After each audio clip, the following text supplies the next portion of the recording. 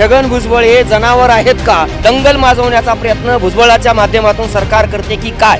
कारण हा महाराष्ट्र काय भुजबळाच्या बापाने उभा नाही केला, हा महाराष्ट्र आम्ही मराठ्यांनी उभा केलेला आहे. की महाराष्ट्रातला 7-12 काय तुमच्या बापाचा आहे काय? होय, भुजबळ सांगतोय तो आमच्याच बापाचा आहे, आम्ही जाहीररित्या सांगतो आहे. अरे तुम्ही जे उपभोक्ता आरक्षण ते सुद्धा आमच्या मराठा छत्रपतीनं दिलेलं आहे.